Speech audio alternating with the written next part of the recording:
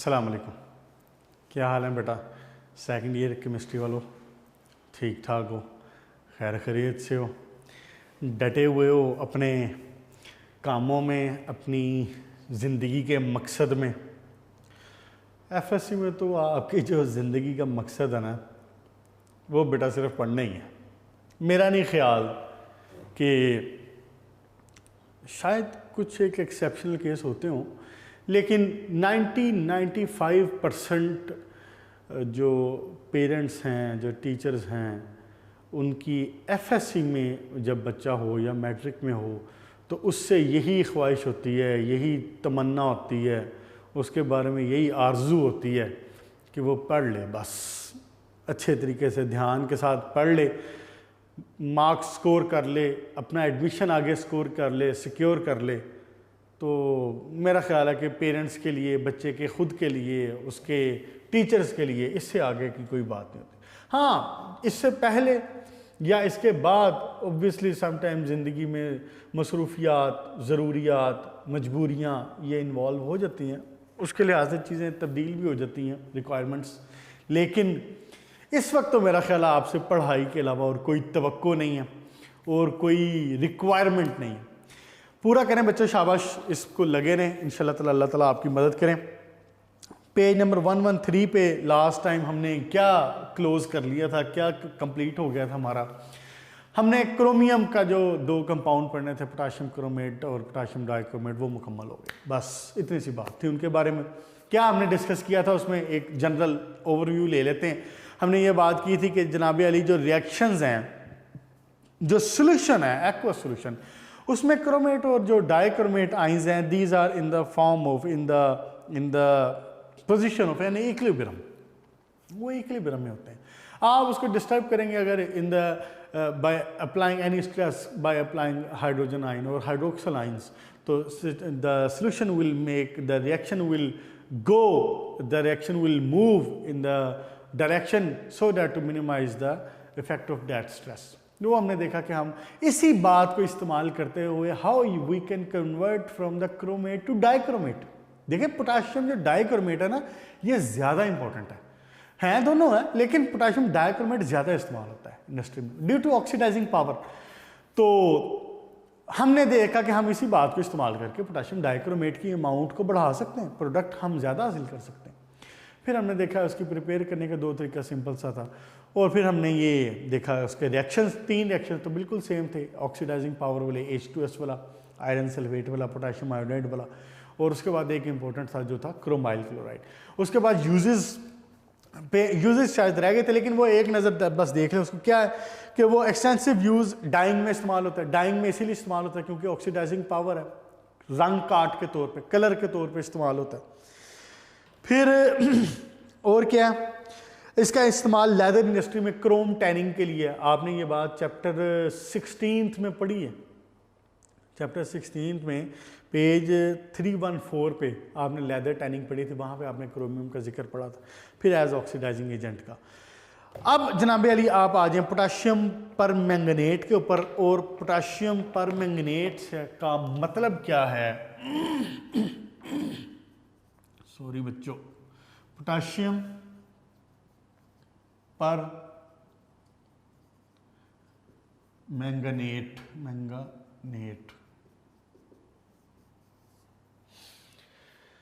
अब ये मैंगनीज का कंपाउंड है, जैसे वो पोटाशियम का कंपाउंड था, ये है मैंगनीज का कंपाउंड। जैसे वो क्रोमेट था, CrO4 या Cr2O7, तो क्रोमेट था, ये मैंगनेट है। बस क्या मसला है? मैंगनेट, मैंगनीज की वजह से मैंगनेट, MnO4। अब इसमें बेसिकली समझने वाली थोड़ी सी जो बात है ना, वो ये है, एक है KMnO4 और एक होता है K2MnO4। बस आपने ना इनका डिफरेंस समझना थोड़ा सा, और आपका ये मामला भी है। आज इंशाल्लाह चैप्टर खत्म कर देंगे। एक है KMnO4 और दूसरा है K2MnO4। जो है ना पोटाशियम K2MnO4, ये है पोटाशियम मैंगानेट, और ये है पोटाशियम पर मैंगनेट, बस इतनी सी बात। देखें जरा एक नजर। हाँ जी बिल्कुल सही। पोटाशियम पर मैंगनेट KMnO4 और पोटाशियम मैंगनेट K2MnO, बस इनको मिक्स नहीं करना बेटा, बस इतनी सी बात है समझने वाली। K2MnO4 potassium manganate, KMnO4 potassium per manganate. हमने पढ़ना क्या है? हमने पढ़ना ये इसको नहीं पढ़ना, लेकिन ये बताने का मकसद क्या है, क्योंकि इसकी करीब सारी प्रिपरेशंस इस भाई साहब से है। इसकी दो प्रिपरेशन है, एक लैब में प्रिपरेशन कर सकते हैं, दूसरा हम इसको इंडस्ट्रियल स्केल पे, लार्ज स्केल पे प्रिपेयर करते हैं। तो दोनों प्रिपरेशंस में K2MnO4 इन्वॉल्व है, बस बताने का मकसद मेरा ये था। हम पहले K2MnO4 प्रोड्यूस कर लेते हैं, potassium manganate, and then it is converted to potassium per manganate, बस क्लियर होगी जी बात। अच्छा, अब इसमें कोई बताने वाली बात है कि ये जो KMnO4 है ये बेसिकली HMnO4 से बनता है। इसको क्या नाम देना चाहिए? पर मैंगैनिक एसिड। क्लियर? पहली लाइन में ये लिखा हुआ। आए जनाब अली इसकी प्रिपरेशन के ऊपर। मैंने आपको बता दिया हमने पोटाशियम पर मैंगनेट तैयार करना है। किससे तैयार करना है? हमने तैयार करना है जनाब अली पोटाशियम मैंगनेट से। पहला जो इक्वेशन है, पहला जो इसका रिएक्शन है वो है जनाब लैब प्रिपरेशन का। बुक में उसने नहीं लिखा हुआ, चाहे तो हेडिंग दे ले साथ में कि ये कौन सी स्केल पे प्रिपरेशन है, ये लैब के स्केल पे। लैब के स्केल का मतलब है कि हमें थोड़ा सा चाहिए पोटाशियम पर मैंगनेट, लैब में थोड़ा सा चाहिए तो हम उसको इस्तेमाल कर सकते हैं, प्रिपेयर कर सकते हैं।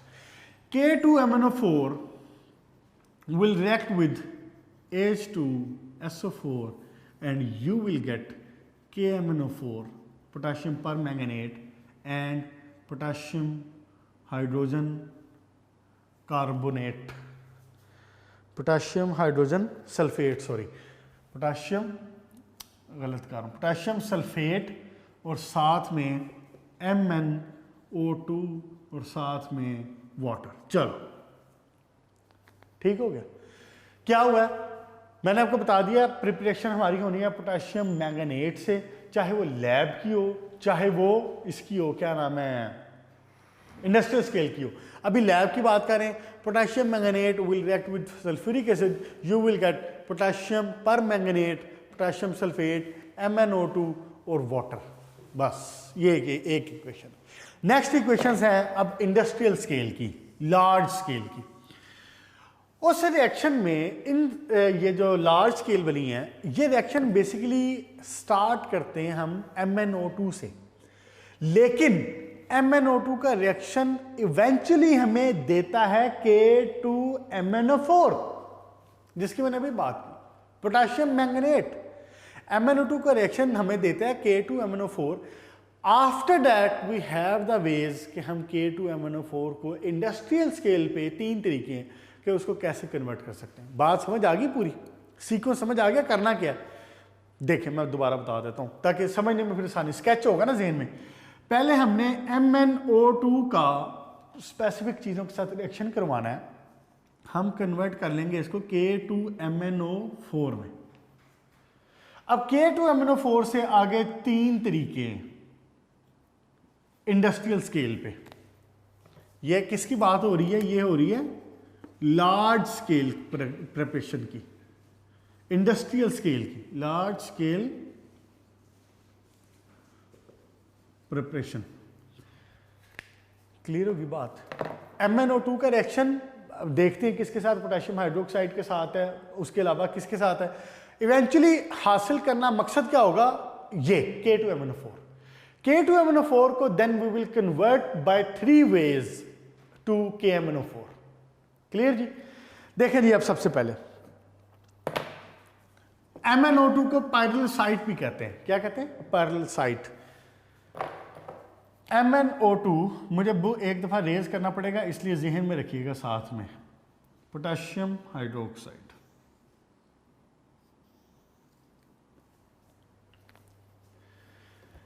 MnO2 का रिएक्शन, इसको फ्यूज करते हैं विद पोटेशियम हाइड्रोक्साइड और रिएक्शन करवा सकते हैं इसका 3 चीज़ों के साथ। कौन कौन सी देखें ज़रा। एक ऑक्सीजन, दूसरी पोटेशियम नाइट्रेट, तीसरी पोटेशियम क्लोरेट KClO3। किसके साथ रिएक्शन? एक ऑक्सीजन, दूसरा KNO3, तीसरा KClO3। 3 चीज़ों के साथ रिएक्शन हासिल करना मकसद क्या है? K2MnO4। K2MnO4, K2MnO4 को फिर फर्दर कन्वर्ट करेंगे KMnO4 में। शक तो नहीं है कोई? क्या रिएक्शन होगा? एक तो ऑब्वियसली हमारी प्रोडक्ट KMnO4, KMnO4, KMnO4, ओहो सॉरी K2MnO4 हासिल होनी है ना, K2MnO4, K2MnO4। दूसरी चीज साथ में क्या है? Water, water, water. इस तरह लिखने का मकसद होता है कि एक जगह पे आपको सारी इक्वेशंस मिल जाएं और आपको कंपैरिजन मिल जाए किस इक्वेशन में क्या चीज़ है, किस इक्वेशन में क्या चीज़ नहीं है। याद करने में आसानी हो जाएगी। आप जब लिखेंगे तो आप इसको एक एक इक्वेशन को अलग अलग उठा के लिख लेंगे। क्या बात हो रही जनाब? अब पेज नंबर 113 पे सॉरी लार्ज स्केल पे MnO2 का रिफ्यूज करवाना है पोटेशियम हाइड्रोक्साइड के साथ और 3 टाइप ऑफ रिएक्शन इस्तेमाल हो सकते हैं। क्या? ऑक्सीजन के साथ, KNO3 के साथ, KClO3 के साथ। इसके नतीजे में you will gate K2MnO4 plus water, K2MnO4 plus water, K2MnO4 plus water. सारी चीजें कॉमन, थोड़ा सा फर्क। वो क्या? यहां पे तो बात होगी खत्म। वो ऑक्सीजन के साथ तो यही मिलता है, इसके साथ KNO2 भी मिलता है और इसके साथ Cl भी मौजूद है ना, KCl में। बस कोई मुश्किल है? 3 इक्वेशन आपकी निपट गई। Now the main thing is you got K2MnO4, K2MnO4, K2MnO4। यही मैंने आपको शुरू में कहा था ना कि चाहे लैब है चाहे इंडस्ट्री है, आपने बेसिकली हासिल करना ही ये। अब K2MnO4 से फर्दर KMnO4 में कन्वर्ट करने के 3 तरीके हैं, आसान ही है, कोई मुश्किल नहीं। एक तरीका है पासिंग क्लोरीन, दूसरा है पासिंग कार्बन डाइऑक्साइड, तीसरा है इलेक्ट्रोलिटिक प्रोसेस। क्या करना चाह रहे हैं अब हम करना चाह रहे हैं K2MnO4 जो हमें पायरल साइड से हासिल हुआ, we will be converting it to KMnO4। इसके क्या तरीके हैं? 3 तरीके। Potassium chlorine, chlorine gas, passing carbon dioxide gas, electrolytic process. 1 by 1 सबको देख लेते हैं। Passing chlorine gas, one of the important short question. मैंने आपको पहले भी बताया था, जो भी बाय नेम आ रहे हैं ना वो सारे के सारे इंपॉर्टेंट है। ये है स्टेडलर प्रोसेस, स्टेडलर्स प्रोसेस, ये क्लोरीन वाला। पेज नंबर 113 पे देखें, है बड़ा आसान है, उसमें कुछ भी नहीं है, लेकिन शॉर्ट क्वेश्चन के तौर पे बाय नेम कह लेता है। जैसे कि लास्ट लेक्चर में बात हुई थी क्रोमाइल क्लोराइड की, क्रोमाइल क्लोराइड टेस्ट बताएं जी क्या होता है, तो इसी तरह वो कह सकता है कि जी स्टेडलर प्रोसेस बताएं क्या होता है। अब है क्या इसमें? आपने K2MnO4 से पास करवानी है क्लोरीन गैस, बस उसके अंदर सॉल्यूशन में से पास करो। अब जो K2MnO4 है ना, ये होता है ग्रीनिश कलर का, लेकिन जो KMnO4 है, हमारा जो मतलूब है और मकसूद है KMnO4 पोटेशियम परमैंगनेट, वो होता है पर्पल कलर का। आप इस ग्रीन सोल्यूशन में से, ये सोल्यूशन ग्रीन है ना, ये वाला सोल्यूशन क्या है, ग्रीन है। आप इसमें से क्लोरीन पास करवाते रहते हैं, करवाते रहते हैं। जैसे इसका सोल्यूशन कलर पर्पल होता है, it means it is converted to KMnO4। Clear? KMnO4 और साथ में you will get potassium chloride. तो पोटाशियम क्लोराइड तो सॉल्ट है, इसको यानी अलग है, ये अलग हो जाएगा। KMnO4 भी अपने क्रिस्टल्स बनाता है, इसको भी अलग कर लेते हैं। मुश्किल है आपको इसमें। क्या किया, K2MnO4 ग्रीन कलर का सोल्यूशन होता है। जब इसमें से क्लोरीन पास करवाई जाती है, हम पास करवाते रहते हैं। कब तक? जब तक its colour is not converted to purple. जब पर्पल होता है तो इट मीन्स कि KMnO4 रेडी हो गया, साथ में साथ बन जाता है KCl। दूसरा रिएक्शन देखें जरा, इसमें भी सेम टू सेम यही है। क्लोरीन की बजाय इसमें से कार्बन डाइऑक्साइड पास होती है। पेज नंबर 113 का लास्ट रिएक्शन, इसमें से क्या पास होगा, कार्बन डाइऑक्साइड पास होगी और साथ में क्या होगा, साथ में कुछ भी नहीं होगा, सॉल्यूशन होगा बस। कार्बन डाइऑक्साइड बनेगा क्या, एक तो मतलूब व मकसूद KMnO4, साथ में मैंगानीज ऑक्साइड और साथ में पोटाशियम हाइड्रोजन कार्बोनेट, बस। क्लियर जी? नेक्स्ट देखें पेज नंबर 114 पे पहला, इलेक्ट्रोलिटिक ऑक्सीडेशन। यह भी इंतहाई आसान है। क्या करते हैं इसमें, ऑक्सीडेशन करते हैं बस। वाटर है ना, वाटर ने कन्वर्ट होकर क्या बनाना है, ऑक्सीडाइज होगा तो क्या बनाएगा, हाइड्रोजन और ऑक्सीजन। अगर सिंपल जुबान में लिखूं तो यही बनेगा ना, हाइड्रोजन और ऑक्सीजन। तो ऑक्सीजन एक ऑक्सीजन है तो दो ऑक्सीजन मिलके क्या बना सकते हैं, O2।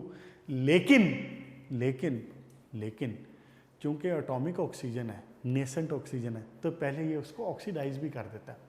साथ में you will gate hydrogen gas. Equation overall क्या बनेगी, जो एक्चुअली जो बुक में लिखी हुई है वो क्या है, K2MnO4 plus water plus oxygen. What you will gate, you will gate KMnO4 साथ में हाइड्रोजन गैस, बस। कैथोड के ऊपर आपको हाइड्रोजन मिल जाएगी, साथ में आपको KMnO4 मिल जाएगा। ये पूरे पैराग्राफ में यही बात लिखी, कोई मुश्किल नहीं है इसमें। साथ में थोड़ा पोटाशियम हाइड्रोक्साइड होगा, साथ में हाइड्रोजन गैस। पोटाशियम हाइड्रोक्साइड तो सेपरेट कर लेंगे उसमें से, हाइड्रोजन गैस है वो हाइड्रोजन निकल जाएगी। क्लियर जी? KMnO4 क्रिस्टल्स की फॉर्म में वो भी नीचे बैठना शुरू हो जाता है, बस जी। उसके बाद इसको फिल्टर कर लेते हैं एस्बेस्टॉस के फिल्टर से और अलाउड करते हैं KMnO4 के क्रिस्टल आपको पर्पल कलर के हासिल हो जाते हैं इसमें। क्लियर? मुश्किल नहीं कोई। नेक्स्ट देखिए जनाब, प्रॉपर्टीज में एक जो सिर्फ MCQs वाली बात है वो ज़हन में रखें, ओ इसका स्ट्रक्चर MnO4 का जो स्ट्रक्चर है, बस। क्या है जनाब इसमें, एक तो ये मार्क कर लेना पहले इसकी प्रॉपर्टीज में, it's solubility is in water is 20 degree centigrade is only 7%। 20 degree centigrade पे 7% है और जब टेम्परेचर राइज करते हैं तो 25% तक चली जाती है, बस। स्ट्रक्चर इसका क्या है, MnO4 oxygen double bond oxygen double bond oxygen oxygen. इसीलिए इसके साथ एक पोटाशियम लग जाता है या एक हाइड्रोजन लग जाता है या एक पोटाशियम लग जाता है, जो मर्जी लग जाता है। क्लियर जी?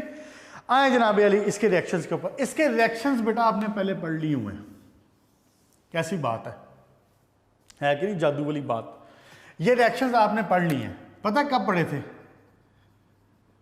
ये रिएक्शंस आपने पढ़े थे कल। इसके रिएक्शन सेम टू सेम कल वाले हैं, जैसे आपने पोटाशियम डाइक्रोमेट के रिएक्शन पढ़े थे। एक नजर देखें जरा बुक से। Reaction with H2S, reaction with iron sulphate, ये दोनों सेम। फर्क थोड़ा सा क्या है कि कल आपने एक रिएक्शन पढ़ा था पोटाशियम आयोडाइड के साथ, लेकिन वो रिएक्शन यहां पे है ऑक्सैलिक एसिड के साथ। क्लियर जी? ये तीन रिएक्शन एक जैसे हैं। चौथा रिएक्शन हाइड्रोक्साइड वाला ये जरा सा मुख्तलिफ है। लिखते हैं KMnO4 किसके साथ रिएक्शन है, इसी तरह कल की तरह करूंगा, तीन रिएक्शन इकट्ठे एक रिएक्शन अलग। हाँ जी, किसके साथ है जनाब? एक है H2S के साथ, दूसरा किसके साथ है? आयरन सल्फेट के साथ, और तीसरा किसके साथ है? ऑक्सैलिक एसिड के साथ। ऑक्सैलिक एसिड का फॉर्मूला होता है H2C2O4, ऑक्सैलिक एसिड, आपने पढ़ा भी हुआ पहले ही। ओके जी, देखें जरा पेज नंबर 114 पे, नोटिस करना है आपने कि रिएक्शन बिल्कुल सेम टू सेम वही है। मुझे बताएं कि कल आपने यहां पे क्या बनाया था? रिएक्शन सल्फ्यूरिक एसिड की प्रेजेंस में होगी, H2SO4 की प्रेजेंस, वही कल वाली बात। क्या बनाया था? एक आपने बनाया था पोटाशियम सल्फेट, अगर आपको याद हो तो एक आपने चीज बनाई थी साथ में क्रोमियम सल्फेट। क्रोमियम सल्फेट क्यों बनाई थी? क्योंकि यहां पे क्रोमियम था, अब यहां पे क्या है? मैंगनीज, तो मैंगनीज सल्फेट बना दे, MnSO4। तीसरी चीज आपने बनाई थी जनाब Ali water, K2SO4 plus MnSO4 plus water, K2SO4 plus MnSO4 plus water. देखिए जरा, कोई फर्क है इसमें? आपने कल क्या पढ़ा था? इन्हीं के साथ रिएक्शन आपने देखा था, पोटाशियम सल्फेट साथ में क्रोमियम सल्फेट। क्यों क्रोमियम सल्फेट? क्योंकि यहां पे क्रोमियम था, पोटाशियम डाइक्रोमेट था। अब यहां पे मैंगनीज है तो अब मैंगनीज सल्फेट हो जाएगा। Potassium sulphate, manganese sulphate, water, potassium sulphate, manganese sulphate, water, potassium sulphate, manganese sulphate, water. अब थोड़ा सा जो फर्क आ रहा है वो क्या है? यहां पे सल्फर, यहां पे आयरन सल्फेट, फेरिक सल्फेट, और यहां पे कार्बन डाइऑक्साइड, बस। क्लियर? कोई मुश्किल है इसमें? सेम टू सेम कल वाला, ये तो बिल्कुल ही कल वाले हैं, ये भी बिल्कुल वही है। ये चूंकि ऑक्सैलिक एसिड के साथ रिएक्शन हो रहा है, कार्बन के साथ, कल हमने पोटेशियम आयोडाइड के साथ करवाया था तो हमें आयोडीन मिल गई थी, अब हमने ऑक्सैलिक एसिड के साथ करवाया तो हमें कार्बन डाइऑक्साइड मिल गई। क्लियर जी? ये तीनों रिएक्शन सेम। नेक्स्ट रिएक्शन देखें, reaction with potassium hydro oxide, reaction number 4।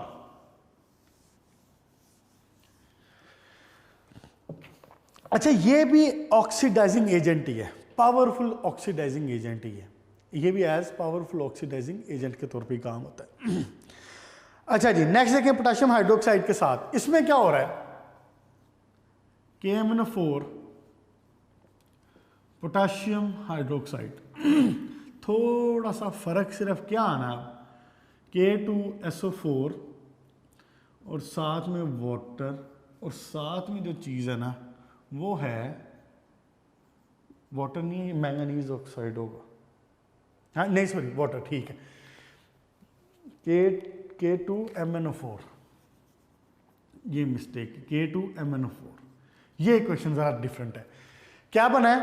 KMnO4 potassium hydroxide के साथ रिएक्शन, ये एक किस्म का जो रिएक्शन है रिवर्स हो जाएगी। जैसे आप K2MnO4 से पहले KMnO4 बना रहे थे ना, पोटेशियम हाइड्रोक्साइड के साथ रिएक्शन करवाएं तो ये रिवर्स, K2MnO4 साथ में वाटर साथ में ऑक्सीजन गैस, बस यहां पे आपका मामला हुआ इन रिएक्शंस का ख़त्म।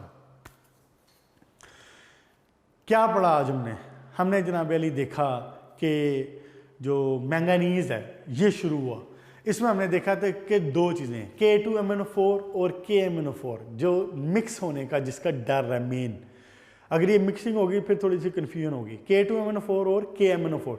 अब जो K2MnO4 है that is called potassium manganate, और हमारा जो मतलूबो मकसूद है वो क्या है? वो है KMnO4, पोटेशियम पर मैंगनेट।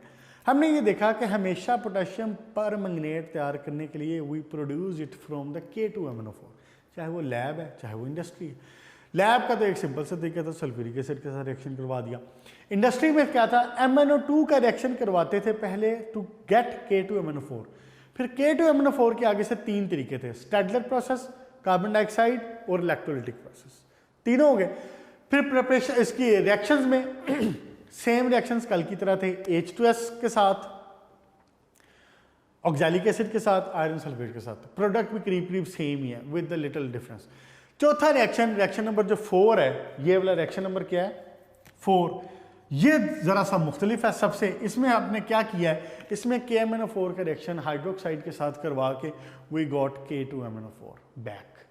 यहाँ पे रिएक्शंस ख़त्म। और अब इसके यूजेस एक नज़र देख लें। ऑक्सीडाइजिंग एजेंट के तौर पे, डिसइंफेक्टेंट के तौर पे, जर्मिसाइड के तौर पे, अदर ऑर्गेनिक कंपाउंड को प्रिपेयर करने के तौर पे भी इस्तेमाल होता है। क्लियर होगी जी बात।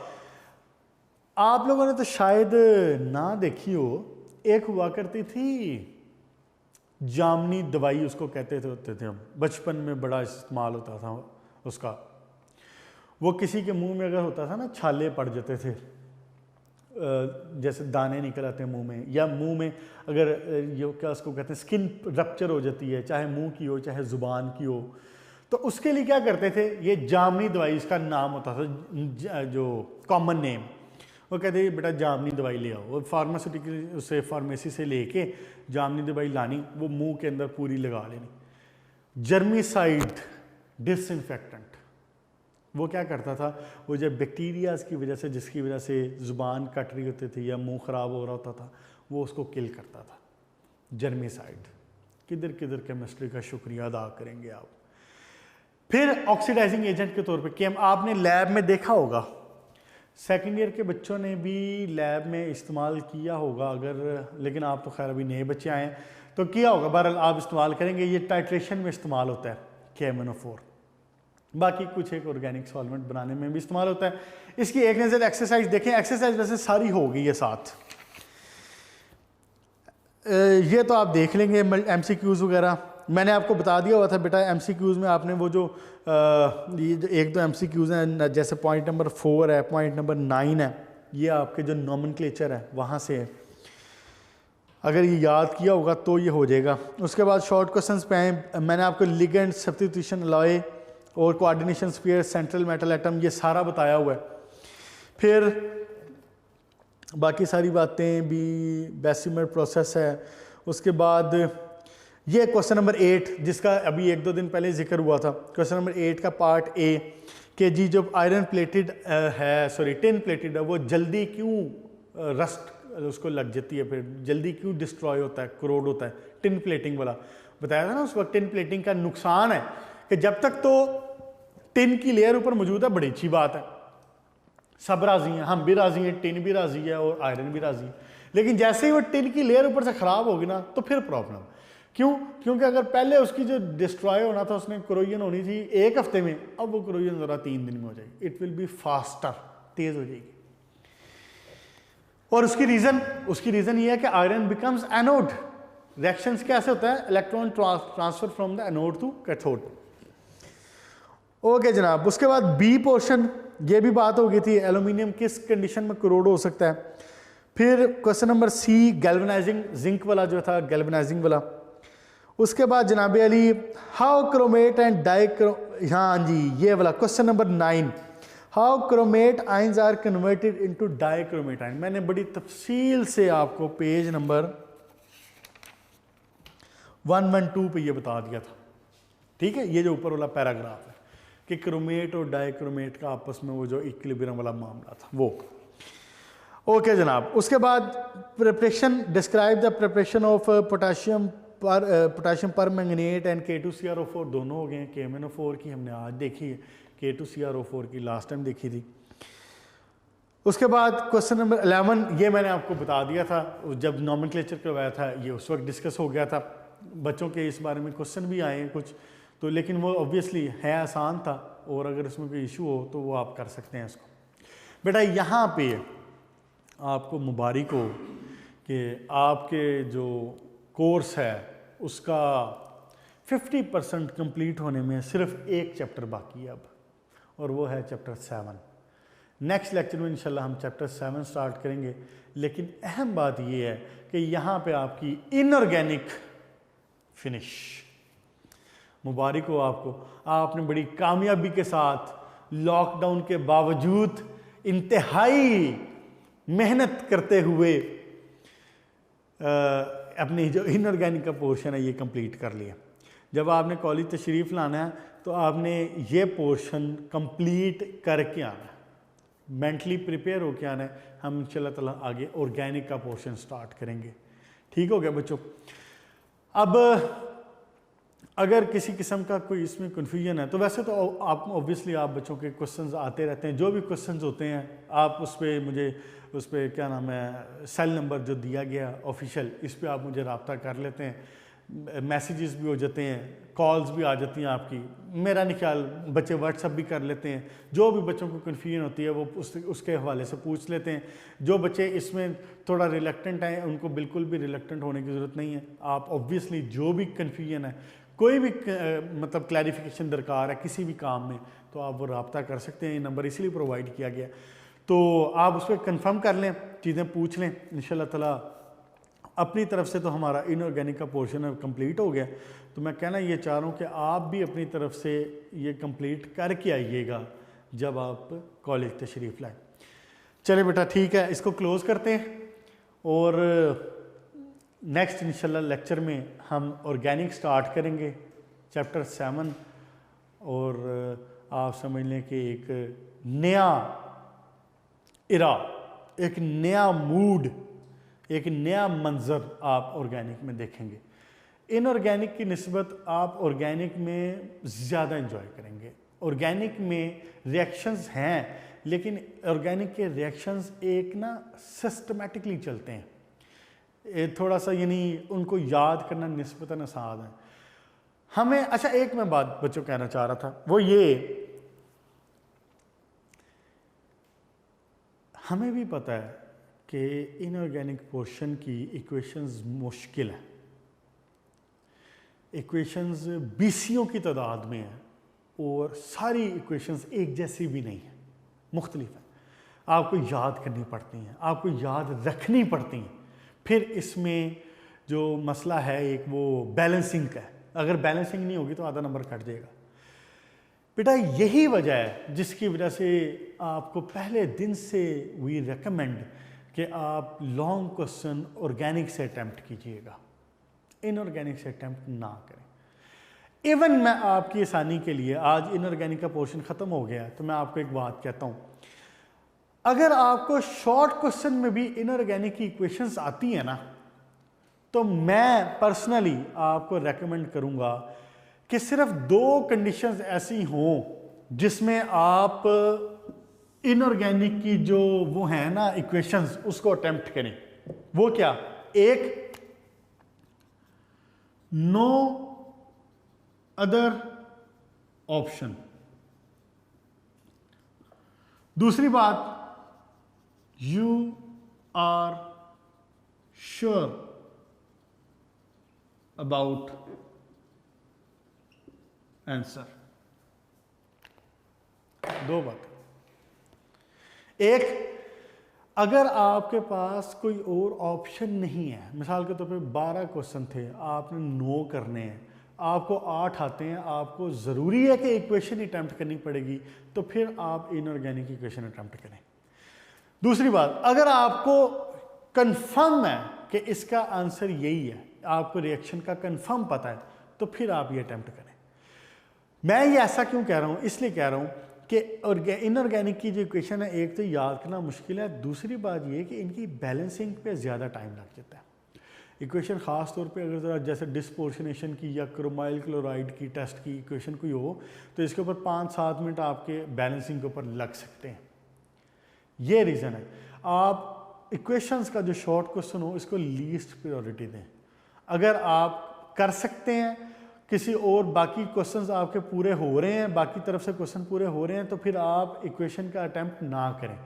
अगर आपको इक्वेशन के क्वेश्चन का श्योरली अटेम्प्ट पता है, आपको उसका आंसर पता है, रिएक्शन पता है, उसका बैलेंसिंग पता है, फिर अटेम्प्ट करें। या ऑब्वियसली अगर आपके पास और कोई ऑप्शन नहीं है, बाकी क्वेश्चन आपको नहीं आते हैं, तो फिर ठीक है, इसका पंगा ले लें। अदरवाइज आप इसको चॉइस पे छोड़ें पेपर में।